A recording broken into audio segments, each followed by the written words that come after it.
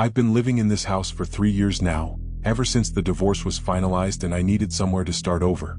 It's nothing special, a 1960s ranch house on the outskirts of town, the kind of place that looks identical to every other house on the block except for the color of the shutters. Mine are blue. Were blue anyway before they started peeling. The house came cheap because the previous owner had died in it. Natural causes, the realtor assured me, though she seemed eager to change the subject whenever I asked for details. I didn't mind. Dead people don't bother me, it's the living ones that cause all the trouble. Everything was fine until last Tuesday. I was hanging a mirror in the hallway, one of those heavy antique things my ex-wife didn't want. The wall seemed solid enough when I tested it, but apparently the previous owner had done some creative renovation work over the years. The moment I drove the screw in, I heard something crack behind the drywall. Then the whole section just gave way. The mirror crashed to the floor, taking a chunk of wall with it. Glass everywhere, white dust coating everything, and me standing there cursing my luck. But when the dust settled, I saw something that made me forget all about the broken mirror. There was a hole in the wall. Not just where the drywall had caved in, but an actual opening like a window into darkness. The flashlight from my phone revealed that it wasn't just a gap between studs. There was space back there. A lot of space. I should have called someone. A contractor, maybe, or at least my neighbor Jim who knows about these things. Instead, I found myself pulling away more of the broken drywall, making the hole bigger. I told myself I was just assessing the damage, but really, I was curious. You live somewhere for 3 years thinking you know every inch of it, and then you find out there's a whole room you never knew existed. The hole was big enough to crawl through now, and the cold air coming out of it raised goosebumps on my arms. It smelled old. Like dust and something else I couldn't identify. Something organic and unpleasant. I grabbed the big flashlight from my toolbox and squeezed through. The room was small, maybe 8 feet by 10 feet with concrete walls and a concrete floor. No windows, no other entrances that I could see. The ceiling was low enough that I had to duck slightly, and everything was covered in a thin layer of dust that looked like it had been settling for decades. But it was the cold that really got to me. The temperature in there had to be at least 20 degrees lower than the rest of the house. My breath came out in visible puffs, and within minutes my fingers were going numb despite it being the middle of summer. In the center of the room sat a small wooden table, the kind you might find at a yard sale. And on the table was a mason jar filled with what looked like water. That was it. Nothing else in the room except dust, concrete, and that jar. I approached it slowly, my footsteps echoing strangely in the small space. The jar was old, the kind with the wire bale closure and rubber gasket that my grandmother used for canning. The glass was perfectly clear, no scratches or chips, and the contents looked like ordinary water. It didn't even have that slightly cloudy look that old water gets. I reached out to touch the jar, then pulled my hand back. Something about it felt wrong. Not dangerous exactly, just wrong. Like finding a hot stove in an abandoned house, or a car running in an empty parking lot. Things that shouldn't be in places they have no business being. I took some pictures with my phone and got out of there. The first thing I did was look up the property records online. The house had been built in 1963 by a man named Robert Chin. He'd lived there until his death 3 years ago. Died of a heart attack in his sleep, according to the obituary I found. Before that, the records showed no major renovations, no permits for additions or modifications. So when had someone built that room? And why? I called the city planning office the next morning. The woman I spoke to was helpful but didn't have any answers. The original blueprints showed no such room, and there were no permits on file for any interior modifications. As far as the city was concerned, that space didn't exist. That night I couldn't sleep. I kept thinking about the jar sitting there in the dark. Who puts a jar of water in a sealed room? And why was it so cold in there? The rest of the house stayed a comfortable 72 degrees, but that room felt like a meat locker. Around 2 a.m. I gave up on sleep and went back to look. The hole in the wall yawned like a mouth in the hallway. I shined my flashlight through it and everything looked exactly the same. The table, the jar, the layer of dust on everything. But something felt different. The cold air coming out seemed thicker somehow. More substantial. I crawled through again and immediately regretted it. The jar was no longer full. I'm sure it had been full before, crystal clear water right up to the rim. Now it was maybe 3/4 full, with a distinct waterline visible on the glass where the level had dropped. I stood there staring at it, my breath making little clouds in the frigid air. Water doesn't just evaporate from a sealed jar, especially not in a room this cold. And even if it did, where would it go? There was no ventilation in here, no air circulation at all. I took more pictures documenting the water level, then got out of there as fast as I could. The next day, I drove to the library and spent hours going through old newspaper archives. I found Robert Chen's obituary again, but it didn't tell me anything new. Survived by a sister in Portland, no children, worked as an accountant for 40 years. A quiet man who kept to himself. But I also found something else. A small news item from 1987, buried in the local section. Local man reports strange occurrences. Robert Chen of Maple Street contacted police yesterday regarding unusual sounds and cold spots in his home. Officers investigated but found no signs of break-in or other disturbances. Mr. Chen declined to comment further. That was it. Just 2 sentences, but enough to confirm that whatever was going on in that room, Robert Chen had known about it.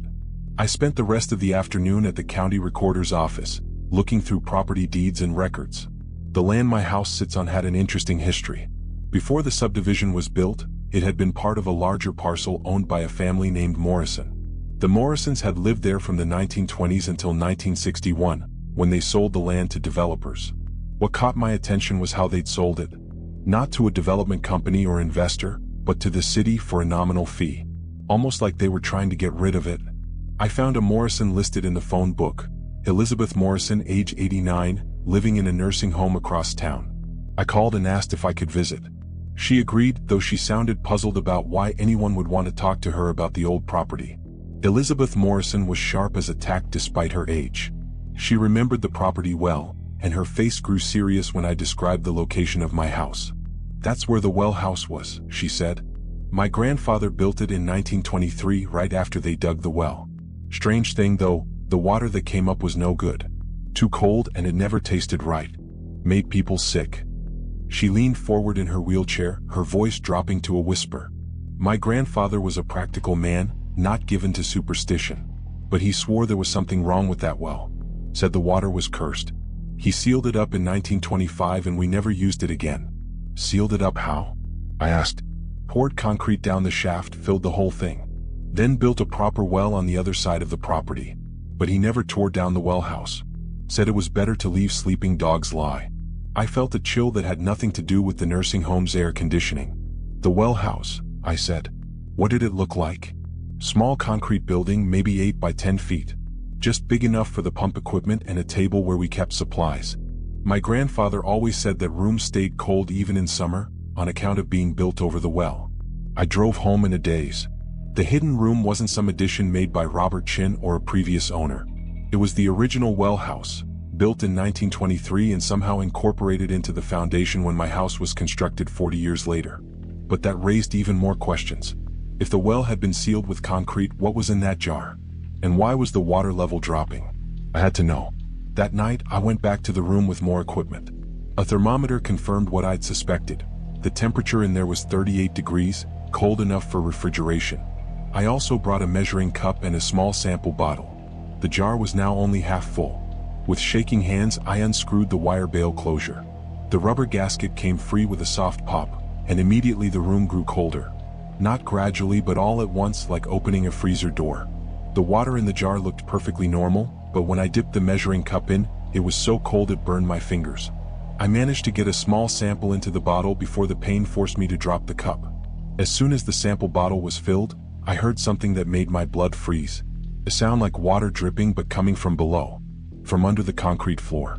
I screwed the lid back on the jar as quickly as I could and got out of there. The sample went to a lab the next day. I told them I was having problems with my well water and needed it tested. The results came back 3 days later and they didn't make any sense. The water was pure. Not just clean but absolutely pure. No minerals, no bacteria, no chemicals of any kind. Distilled water is pure, but even that has trace elements. This sample had nothing. It was H2O and absolutely nothing else. Where did you say this sample came from? The lab technician asked when I called for the results. My well, I lied. That's impossible. Natural groundwater always has minerals dissolved in it. This is purer than anything we can produce in the lab. Are you sure about the source? I hung up without answering. That night, I couldn't stop thinking about what Elizabeth Morrison had said. Her grandfather had poured concrete down the well shaft in 1925, sealing it permanently. But what if he hadn't sealed it permanently? What if, after nearly a century, whatever he'd trapped down there was finally finding a way out? I had to go back to the room. The jar was now only a quarter full, and the dripping sound was louder. I knelt on the concrete floor and pressed my ear to it. The sound was definitely coming from below, a steady drip drip drip like a leaky faucet. But it wasn't just water I was hearing. There was something else. Sound like breathing. Slow, measured breaths as if something down there was sleeping and starting to wake up. I stood up so fast I banged my head on the low ceiling. The jar sat on its table, the water level visibly lower than it had been just minutes before. And now I could see that the water wasn't just evaporating, it was draining. Somehow, impossibly, it was draining back down through the sealed concrete floor. As I watched, a single drop of water fell from the bottom of the jar, passing through the solid table and disappearing into the floor below. The breathing sound got louder. I ran. The next morning, I called a contractor. I told him I wanted the hole in my wall sealed up permanently, the whole thing drywalled over and painted. He gave me a quote and said he could start that afternoon. But when he arrived, he took one look at the hole and shook his head. "I can't do this job," he said. "There's something wrong with this wall. Feel that air coming out of there." The cold air was still flowing from the opening, but now it carried a smell. Not the musty, dusty smell from before, but something else. Something organic and rotten, like meat left too long in the sun. "You need to find out what's causing that temperature differential before you seal anything up," the contractor continued. "You might have a gas leak or a sewage problem. Could be dangerous." After he left, I stood in the hallway staring at the hole. I knew I should listen to him. I should call the gas company or a plumber or someone who might have answers. Instead, I crawled through the hole one more time. The jar was empty. Bone dry, sitting on its table like it had never held anything at all. But the table wasn't dry. The surface was covered with condensation, and water was dripping steadily from the edges onto the floor. The concrete floor that was now wet and cracked. A thin line ran from one wall to the other, directly under the table. As I watched, a bead of water seeped up through the crack and began to pool on the surface. The breathing sound was much louder now, and it was coming from the crack. Something was down there. Something that had been sealed away for nearly a century, waiting patiently as the water that held it prisoner slowly leaked away drop by drop. And now there was almost nothing left to keep it contained. I backed toward the hole in the wall, never taking my eyes off that crack in the floor. The breathing was getting faster, more urgent, and the water seeping up through the concrete was starting to bubble. That's when I saw the hand. Pale and waterlogged, it pushed up through the crack like a plant growing in fast motion. The fingers were impossibly long, with skin that had the translucent quality of something that had never seen sunlight. As I watched in horror, the hand felt around the edges of the crack and began to widen it. I don't remember crawling back through the hole. I don't remember running to my car or driving to the nearest hotel. The next thing I clearly recall is sitting in a Holiday Inn parking lot at 3 a.m., calling the fire department to report a gas leak at my address. They found nothing wrong, of course. No gas leak, no structural problems, no health hazards. Just a hole in a hallway wall that opened onto what they described as an unused storage space. I never went back to the house. The realtor who handled the sale said the new owners were a young couple with their first baby. They were excited about the extra storage space they'd discovered and planned to turn it into a nursery. I didn't tell them about the jar or the crack in the floor or what I'd seen pushing its way up through the concrete. What would be the point? They'd think I was crazy, and maybe I am. But sometimes, late at night, I wonder if they've noticed how cold that room stays. If they've heard the sound of breathing coming from under the floor. If they've found cracks in the concrete that weren't there before. And I wonder what happens when something that's been trapped underwater for almost a century finally manages to break free. I hope I never find out. If you love horror stories, like and subscribe. I post new stories at least twice a week.